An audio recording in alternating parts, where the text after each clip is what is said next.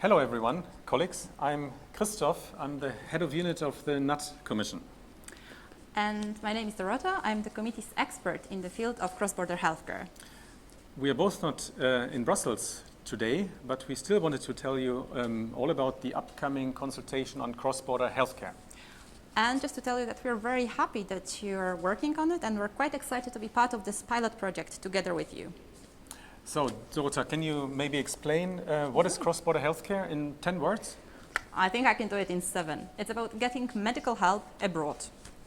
And why would anyone want to do that? Why would anyone use a driving license when renting a car abroad, or withdraw money when on a holiday, or use a smartphone?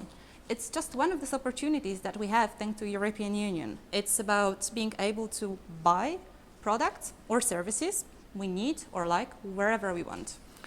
But you're not saying that health services are just like any other service. Well, this is exactly what I'm saying. And it's not just me. It's the Court of Justice that said that about 20 years ago. Back then, it was a groundbreaking ruling, much discussed. And together, we've got laws that enable us to actually seek medical help abroad. But this is not what we will be looking at the consultation. We will.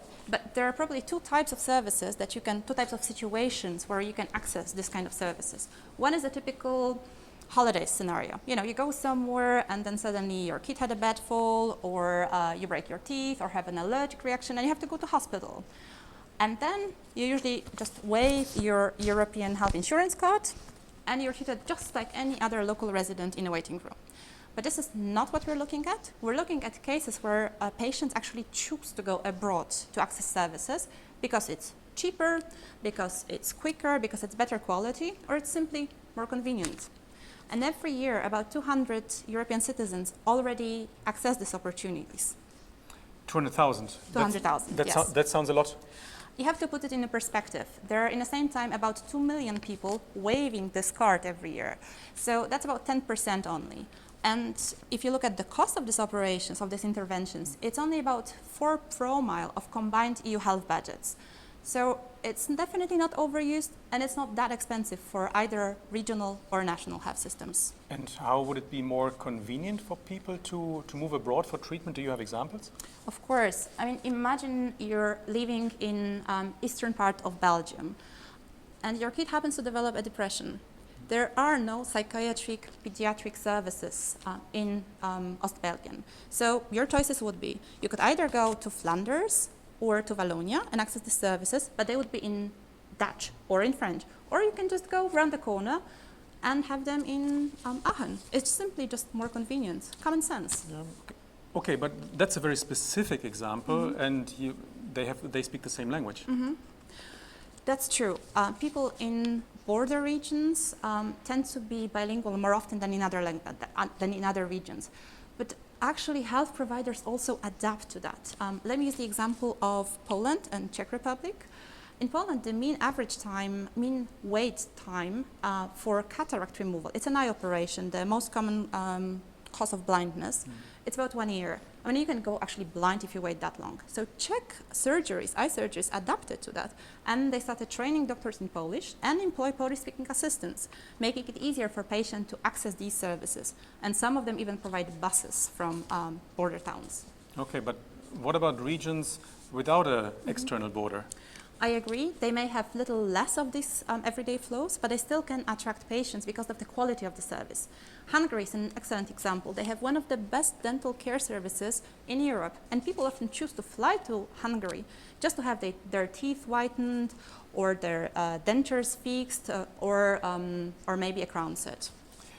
That's very well for patients. And how are regional authorities involved? It also makes sense for regional authorities. Across European Union, they often manage health budgets, and these amount already to about 10% of GDP.